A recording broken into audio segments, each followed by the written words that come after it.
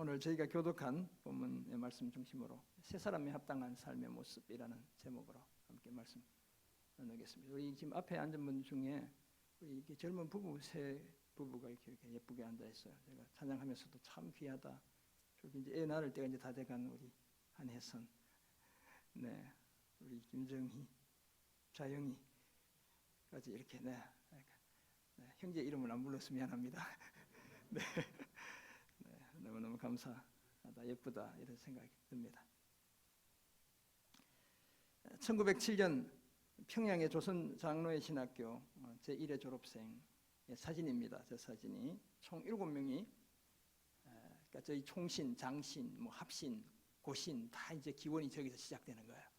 이제 7분이 졸업했는데 앞에 앉아 있는 일렬 사진 왼쪽으로 보면 한석진, 그다음에 두 번째가 오늘 제가 소개하려는 이기풍, 그다음에 세 번째가 우리가 많이 들어본 길선주, 그다음에 네 번째 송인서 이렇게 되겠습니다. 그다음에 뒤쪽에 서 있는 분들이 방기창, 서경조, 양전백 이렇게 7분이 졸업하게 되었습니다. 그중 앞열 두 번째 인물이 바로 이기풍 선교사입니다. 이기풍은 신학교를 졸업한 이듬해인 1908년에 한국인 최초로 선교사라는 이름으로 제주도에 파송을 받게 됩니다. 죽음의 위협과 섬 특유의 토속신앙에서 비롯된 적대감에도 불구하고 제가 이 글을 봤더니 이렇게 적혀 있어요. 바람처럼 구름처럼 흘러다니며 제주도 곳곳에서 복음을 전했다, 이렇게 기록되어 있습니다. 이 이기풍은 원래 평양에서 악명 높은 남봉꾼이었습니다. 복음을 전하던 세뮤얼 어스틴 모펫이라는 우리말로 이제 마포 삼열이라고 부르는 선교사님인데 저분에게 돌을 집어 던져가지고 저분의 턱을 깨기도 했던 그런 사람이었죠. 그런데 깡패였던 그가 또 그의 삶을 짚어보면 아주 똑똑한 사람이기도 했어요. 6살 때 이미 사서 성경을 줄줄 외웠습니다. 12살에는 붓글씨 대회에서 장원을 했고 30에는 또 그림에도 소질이 있어서 묵화를 그려서 주변 사람들로부터 칭찬을 받기도 했습니다. 그런 그가 복음의 극렬한 반대편에 섰던 것이었죠. 청일 전쟁으로 원산으로 피난을 갔어도 그는 여전히 복음을 반대했습니다. 그러다가 평양 대박해 기간인 1894년에 예수를 영접하게 되고 1903년에 평양 신학교에 입학을 하게 되었습니다. 1907년 신학교를 졸업하며 제주도로 선교사로 파송을 받게 되었습니다. 그래서 한국 교회가 파송한 제1호 선교사 하면 바로 이기풍 선교사가 되겠습니다. 제주도 선교를 하면서 이 선교사님의 세 자녀를 하나님께 먼저 떠나보내야 했습니다. 자신도 극심한 영양실조와 텃세로 인해 죽을 고비를 여러 번 넘기기도 했습니다. 하지만 복음에 대한 그의 열정은 식지 않았고 제주도에 13개의 교회를 세우게 되었습니다. 지금도 제주도에 있는 모슬포 교회, 그의 기념관도 차려져 있고요. 이기풍 선교사의 흔적이 고스란히 남아있는 그런 교회가 되겠습니다.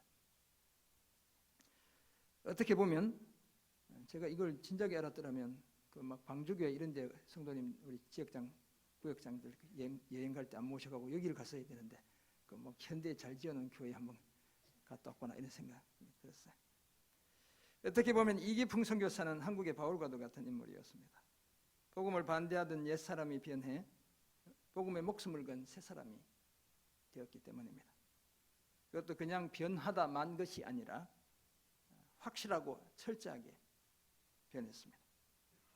겉사람만 변한 것이 아니라 속사람까지 완전히 변했던 것이죠. 그래서 우리 한국인 최초의 선교사라는 명예로운 이름을 얻기까지 하게 되었습니다.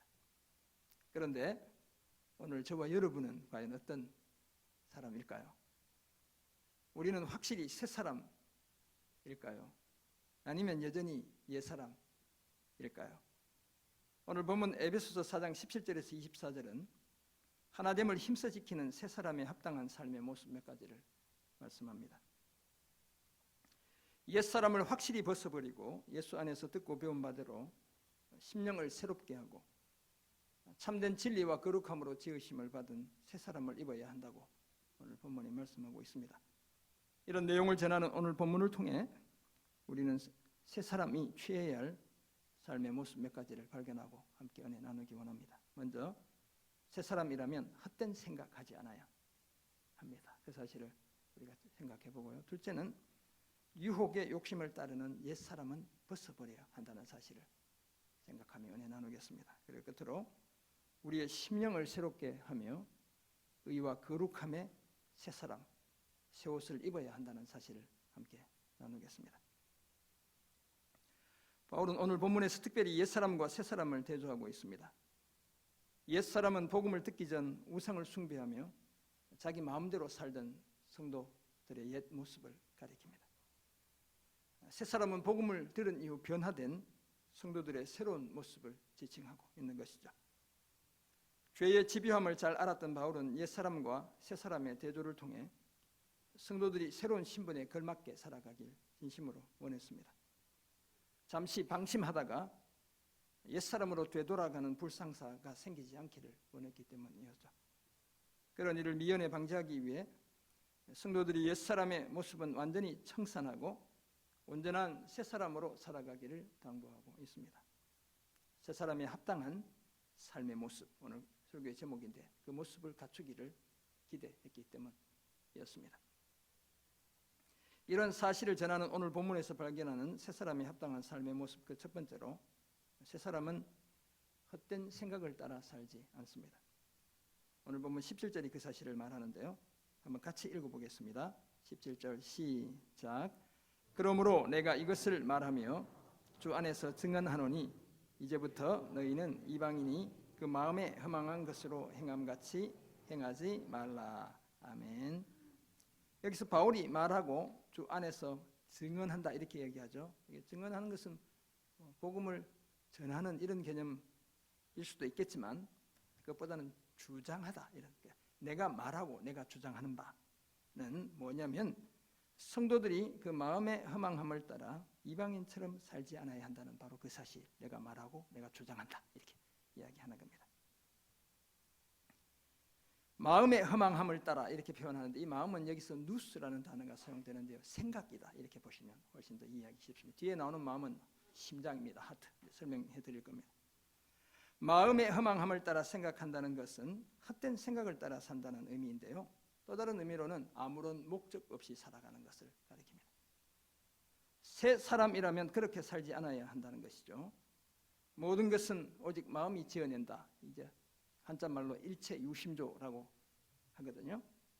그런 말도 있듯이 마음은 좋은 것은 물론이고 나쁜 또는 헛된 것의 뿌리이기도 한 것입니다.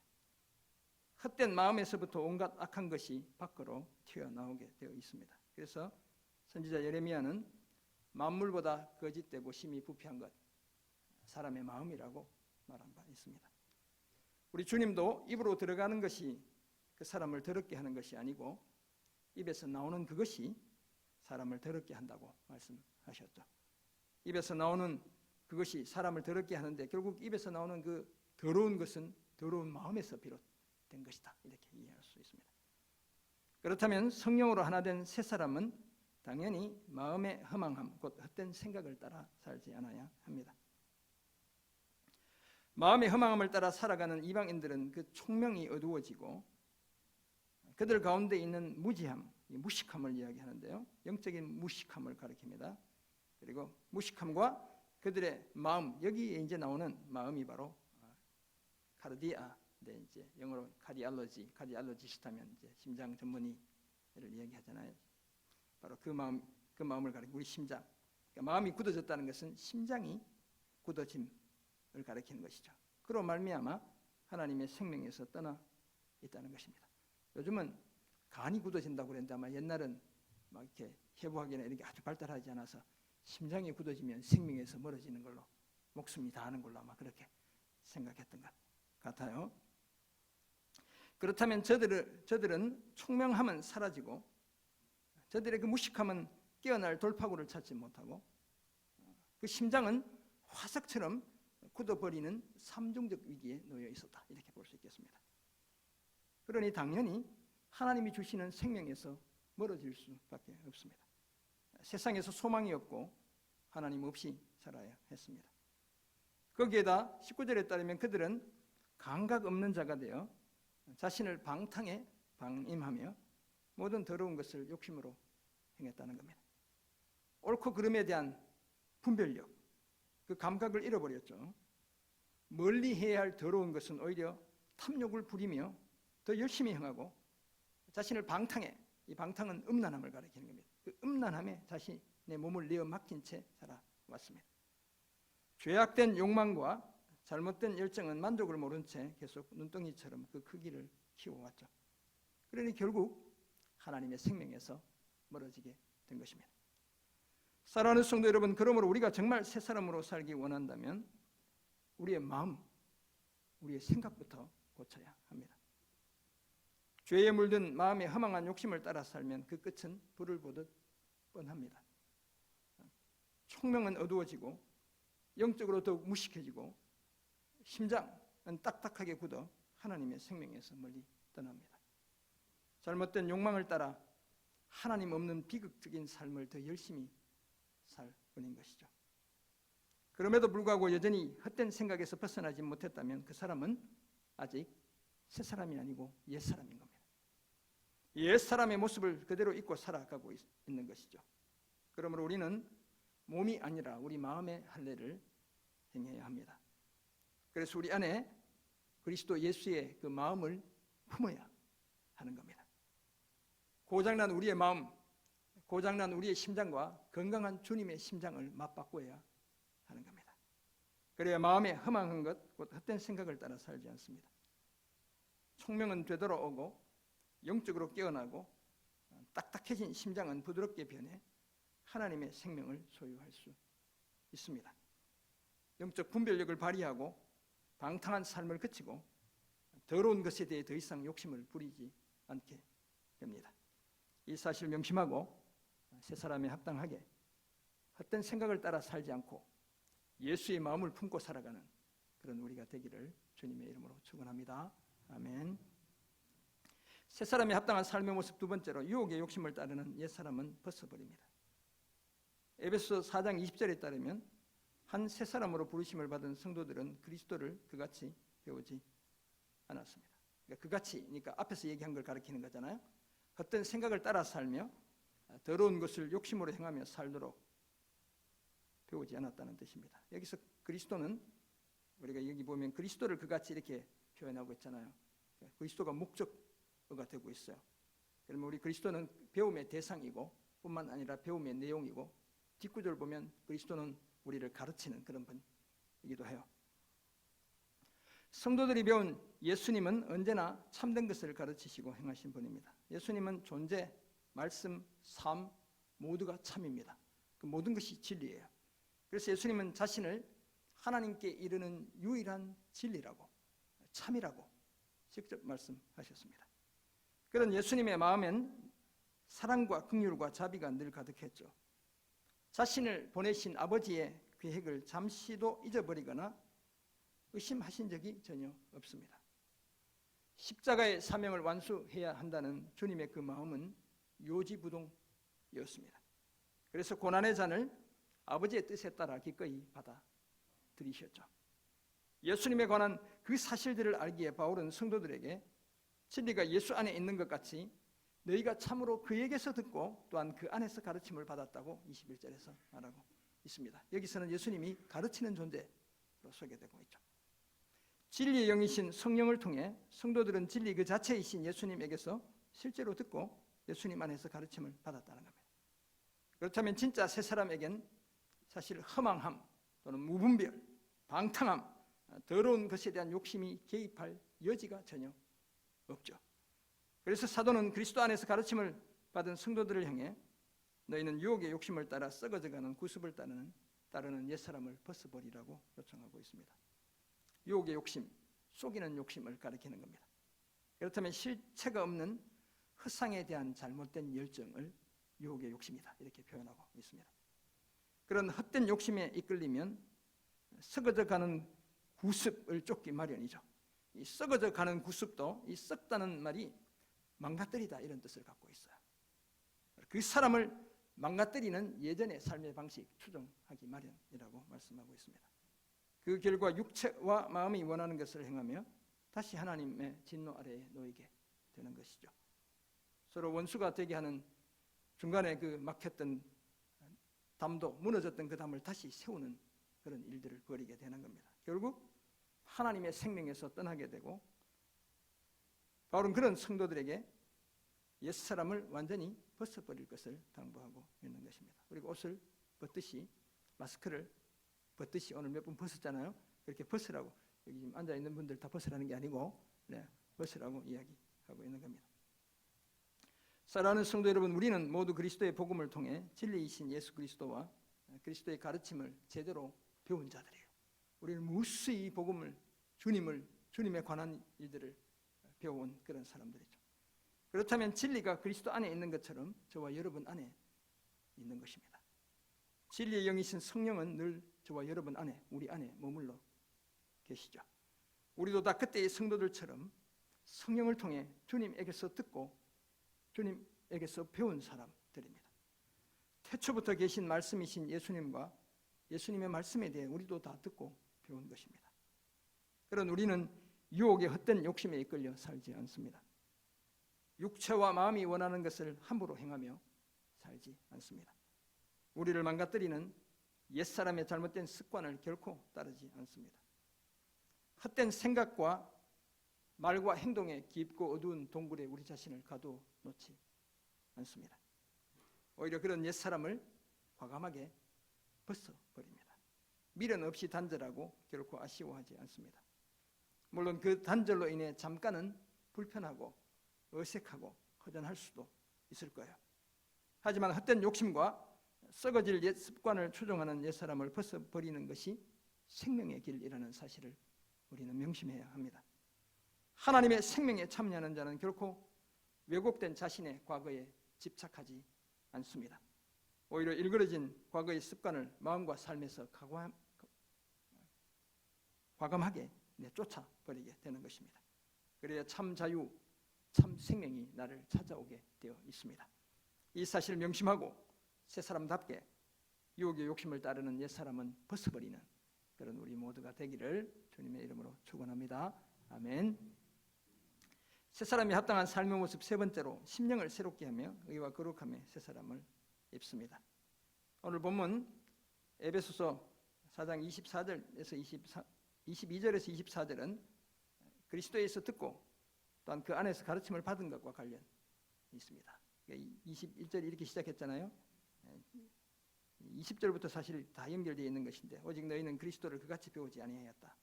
진리가 예수 안에 있는 것 같이 너희가 참으로 그에게서 듣고 또한 그 안에서 가르침을 받았을진데, 이렇게 말씀하고 있죠. 그렇다면 그리스도를 제대로 배운 사람은 먼저 22절에 유혹의 욕심을 따라 썩어져가는 구습을 따르는 옛사람을 벗어버리죠. 그리고 23절 이어지는데 한번 같이 읽어보겠습니다. 23절 시작. 오직 너희의 심령이 새롭게 되어. 옛사람을 벗어버리는 것에 더해 심령을 새롭게 한다고 말씀하고 있습니다. 여기서 새사람이 자신의 심령을 새롭게 한다고 이야기하는데, 이 심령은 마음의 영인데, 여기서의 마음은 또다시 누스라는 처음에 사용했던 그 단어를 생각의 영이다, 이렇게 그러면 이해할 수 있습니다. 심령을 새롭게 한다, 이 새롭게 한다는 말은 리뉴한다는 말입니다. 완전히 갱신하는 것을 가리키고 있습니다. 그렇다면 그리스도에게서 제대로 듣고 배운 사람은 마음의 태도 또는 생각의 자세를 새롭게 하는 겁니다. 드디어 제대로 변화될 준비를 충분히 갖추었다, 이렇게 말할 수 있습니다. 하지만 그것으로도 충분하지 않죠. 심령이 새롭게 되는 그 이상의 보다 적극적인 자세가 필요함을 24절이 말씀하고 있습니다. 같이 한번 읽어보겠습니다. 시작. 하나님을 따라 의와 진리의 거룩함으로 지으심을 받은 새 사람을 입으라. 아멘. 우리에게 다 익숙한 구절들이 오늘 본문에서 소개되고 있어요. 하나님을 따라라는 말은 하나님의 형상을 따라, 이렇게 해석할 수 있습니다.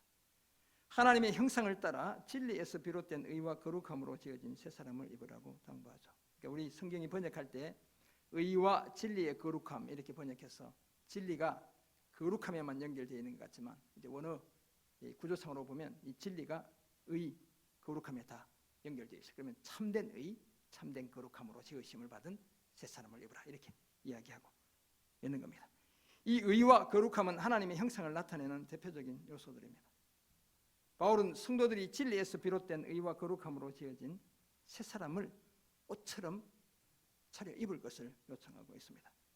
그렇다면 이것은 하나님의 본체이신 예수 그리스도로 옷 입을 때 가능해지는 겁니다. 그리고 그런 사람은 정욕을 위해 육신의 일을 도모하지 않는다고 사도 바울이 말하고 있습니다. 이제 새 사람 속에는 하나님의 형상인 참된 의와 거룩함이 가득합니다. 그리고 이 의와 거룩함은 자연스럽게 삶에서 묻어나게 되어 있습니다. 옛 사람의 모습인 영적 어리석음, 무지함, 마음의 완악함, 분별력 없음, 방탕함, 더러운 것에 대한 욕심, 썩어져가는 구습은 이제 그 설 자리를 잃게 되고 마는 겁니다. 심령으로 새롭게 된 것을 넘어 삶이 이전과 확연히 달라지게 되어 있습니다. 왜냐하면 잃어버렸던 하나님의 형상을 회복했기 때문이죠. 뿐만 아니라 정의롭고 경건한 삶을 계속 힘쓰기 때문입니다. 사랑하는 성도 여러분, 잘못된 것을 벗어버리는 소극적인 태도만으로는 새 사람의 위상을 제대로 갖추기 위한 무엇인가 부족합니다. 물론 잘못된 것들과의 확실한 단절이 필요하죠. 그래야 새로운 삶을 위한 전기를 마련할 수 있습니다. 유혹의 욕심이나 구습에 매여 있으면서 변화를 추구하는 것, 사실 어불성설이죠. 그것은 어떤 의미에서 보면 변화를 포기한 것입니다. 그저 이대로 계속 살겠다는 자기 의사 표시라고 할 수 있습니다. 하지만 우리가 정말 그리스도의 장성한 분량이 충만한 새 사람이 되기를 원한다면 보다 적극적인 자세가 필요하죠. 우선 우리의 심령부터, 마음의 자세부터 새롭게 해야 합니다. 우리의 생각의 틀부터 고쳐가야 하는 거예요. 마음이 새롭게 변화될 의지와 기대로 충만해야 합니다. 거기에 더해 하나님의 형상을 회복해야 합니다. 그것이 바로 참된 의와 거룩함으로 지어진 새 사람을 입는 것입니다. 그렇다면 우리는 이제 예수 그리스도로 옷 입고 정욕을 위해 육신의 일을 도모하지 않아야 합니다. 사실 우리는 갈라디아 3장 27절에 따르면 세례를 통해 이미 예수 그리스도로 옷 입은 자들입니다. 그런 우리가 옛사람을 아직 다 벗어버리지 못한 것이 오히려 이미 새 사람이 된 우리의 정체성과 어울리지 않는 삶의 모습이다, 이렇게 진단할 수 있습니다. 이제는 우리가 다 하나님의 아들을 향한 믿음과 지식의 하나가 되어 온전한 사람을 이루어 그리스도의 장성한 분량이 충만한 데까지 이르러야 합니다. 오늘 본문 24절에 따르면 하나님을 따라 참된 의와 거룩함으로 지으심을 받은 새 사람을 입고 살아가야 되는 것이죠. 그래서 우리 삶에 하나님의 의와 하나님의 거룩함이 밝히 드러나게 해야 합니다. 새 사람에 걸맞게 심령을 새롭게 하고 의와 거룩함의 새 사람을 옷으로 덧입는 그런 우리 모두가 되기를 주님의 이름으로 축원합니다. 아멘. 세 가지를 오늘도 생각해 보았습니다. 새 사람, 헛된 생각을 따라 살지 않고, 그죠? 유혹의 욕심을 따르는 옛사람은 벗어버립니다. 심령으로 새롭게 되어 의와 거룩함에 새 사람을 입게 된다는 사실을 우리가 생각해 보았습니다. 그렇다면 우리는 어떻게 살아야 할까요? 반복적인 얘기지만 두 가지를 말씀드립니다. 먼저 옛사람은 벗어버려야 합니다. 옛사람이 가장 큰 특징은 언제나 땅의 것을 생각하고 그것을 추구하며 살아간다는 점입니다. 그래서 에베소서나 골로새서나 사실 대상이 다 비슷한 지역에 편지를 보낸 거예요. 골로새 3장 보면 바로 그 사실을 집중적으로 이야기하고 있어요. 그래서 그 시선이 온통 땅의 것에 고정되어 있습니다. 어떻게 보면 안목의 정욕에 빠져 살아가고 있다, 이렇게 말할 수 있습니다. 그리고 그 마음은 당연히 온통 땅의 것들로 가득하게 채워져 있죠. 허망한 것, 일시적인 것, 더러운 욕심, 육체적인 쾌락, 때로는 분노, 이제 에베소 뒤에 보면 그 사실들 이야기해요. 도둑질, 성도들을 향해 도둑질하지 말라고도 얘기하고요. 더러운 말, 비방을 일삼습니다. 하나님도 없고 그 생명에서 떠나 있기 때문에 그렇게 살아도 그것이 최선인 양 착각하며 살아가게 되어 있죠. 빛의 열매인 착함과 의로움과 진실함 대신 여전히 어둠의 일에 참여한 채 살아가게 되는 겁니다. 그런 사람은 사도 바울의 진단에 따르면 우상 숭배자나 마찬가지고요. 따라서 하나님 나라에서 기업을 얻을 수가 없습니다. 그 결과 불순종하는 자들에게 내리는 하나님의 진노를 피하지 못하게 되죠. 그러므로 우리를 자꾸만 뒤로 물러나게 하는 옛사람은 확실히 벗어버려야 합니다. 영적인 게으름, 각종 중독, 누군가에 대한 험담, 즐거워서 계속 이렇게 하시는 분들이 계실지도 몰라서 하는 얘기입니다. 절제되지 않는 분노, 그냥 뭐 별것 아닌 말을 했는데도 화를 버럭버럭 내는 그 옛사람의 모습인 거예요. 옆에서 보면 화 내야 될 것 같은데 화를 내는 이런 분들이 가끔씩 계시죠. 제가 좀 그래. 저희 아내한테 물어보면 거짓말, 그냥 위기를 모면하기 위해 그냥 쉬운 거짓말들을 쉽게 작다고 생각되는 거짓말들 다 옛사람의 모습인 거예요. 언제 주님이 작은 거짓말은 거짓말 아니라고 했나요? 하지 말아야 되는 거예요. 변덕스러움, 그 사람 옆에 가면 좀 편안하고 포근해야 되는데 왠지 내 마음까지 그냥 불안해. 옛사람의 모습을 그대로 간직하고 있는 거예요. 그런 것들 다 벗어버려야 하는 겁니다. 그래야 새 사람의 삶을 제대로 시작할 수 있을 줄 믿습니다. 아멘. 둘째, 새 사람은 입어야 합니다. 새 사람은 무엇보다도 오늘 본문에 따르면 하나님의 형상을 회복한 사람을 가리킵니다. 그렇다면 참된 의와 거룩함, 이 그 대표적인 형상의 요소들이다 이렇게 말할 수 있겠습니다. 여기서 의는 올바름을 지칭하고요. 거룩함은 흔히 이제 헬라어로 거룩함을 이야기할 때 하게오스라는 단어를 쓰는데 여기는 좀 다른 단어, 호시오테스라는 좀 어려운 단어를 쓰고 있어요. 이것은 경건함을 가리키는 겁니다.